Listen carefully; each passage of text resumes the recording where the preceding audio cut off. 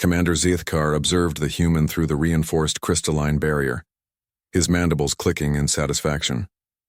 The prisoner sat motionless in the center of the neural suppression chamber, wrists bound by quantum-locked restraints that would drain the life force from any being who dared resist them. "How long has it been since he last moved?" Zethkar asked his subordinate. 17 cycles, Commander. The neural disruptors should have reduced his cognitive function to that of a mindless drone by now. The hegemony had perfected this technique over millennia. Every species they'd encountered, the proud Valorians, the psychic ethereals, even the supposedly unbreakable Titanborn, had all succumbed within 5 cycles. Their minds would fragment, their will would shatter, and they would become perfect, servants of the Empire. But humans were different. Captain Marcus Chen of the Terran Defense Corps had been captured during the siege of Kepler Station 3 months ago. Unlike other prisoners who screamed, bargained, or retreated into catatonic states, Chen had simply closed his eyes and begun what appeared to be meditation. Fascinating, Zethkar mused. His neural patterns are unlike anything in our databases. Instead of deteriorating, they seem to be reorganizing. The human's eyes suddenly opened, meeting Zethkar's gaze through the barrier. There was no fear there, no madness, only a calm intelligence that made the commander's chitin crawl. "Good morning, Zethkar," Chen said, his voice carrying clearly through the chamber's audio feed. "Ready for today's lesson?" "Lesson?" The commander's translator struggled with the inflection. "You are in no position to teach anything, human." Chen smiled, that peculiar expression that humans use to convey amusement or confidence.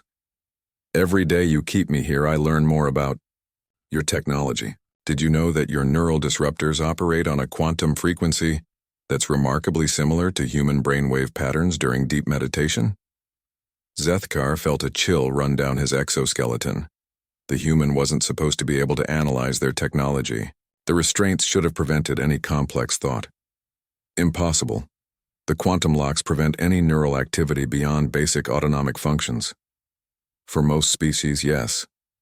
Chen flexed his fingers, and impossibly, the restraints began to glow with a different hue. But humans have this peculiar trait called neuroplasticity. Our brains can literally rewire themselves under stress. You've been giving me 3 months of the most intense neural stimulation imaginable.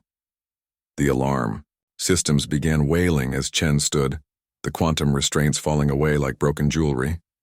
The neural disruptors that had been designed to lobotomize him now pulsed in harmony with his movements, responding to his will rather than the hegemony's commands. "Security teams to detention level 7.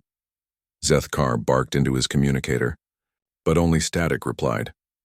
Throughout the facility, electronic systems began responding to new commands that rippled outward from the human's consciousness like stones thrown into still water.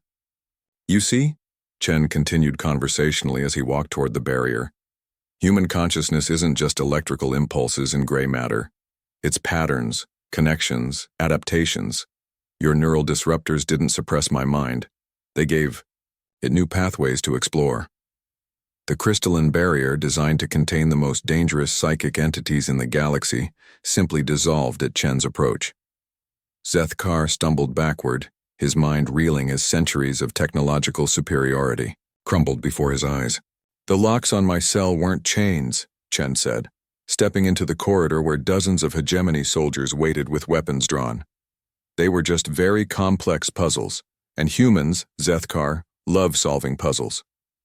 The soldiers fired their neural disruptors in unison, beams of energy that should have reduced any organic being to a drooling husk. Instead, Chen raised his hand and the beams curved around him like water around a stone, redirecting into the facility's control systems. Throughout the detention complex, the sounds of opening doors echoed as thousands of prisoners, beings, from dozens of species who had been broken and enslaved, suddenly found their cells unlocked and their minds restored.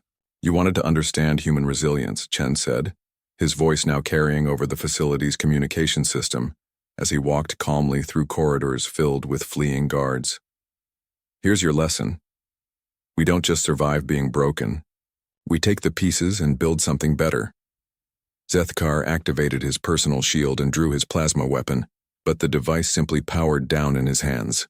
Around him, every piece of hegemony technology was systematically turning against its creators, responding to patterns and frequencies that the human had somehow learned to speak. "This is impossible," Zethkar whispered. "No single mind could comprehend our entire technological base." "You're right," Chen agreed, now standing before the commander with an expression of gentle sympathy. "No single mind could. But human consciousness isn't singular, it's collective. Every story we tell, every lesson we learn, every innovation we create becomes part of our species' shared knowledge. You didn't capture just one human, Zethkar. You captured 10,000 years of human ingenuity, compressed into one very patient mind." Around them, the freed prisoners were discovering that their own technological understanding had been enhanced. Their minds freed not just from slavery, but elevated beyond their original capabilities. The hegemony's greatest tools of oppression had become instruments of liberation. "Your empire built its power on breaking others," Chen said as he walked past the paralyzed commander toward the facility's main exit. "But you made one crucial error.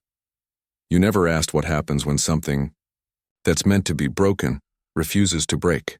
As the former detention complex transformed into a beacon of freed consciousness, broadcasting liberation frequencies across the galaxy, Zethkar finally understood the true horror of what his people had awakened. They hadn't captured a human. They had given humanity the keys to the universe.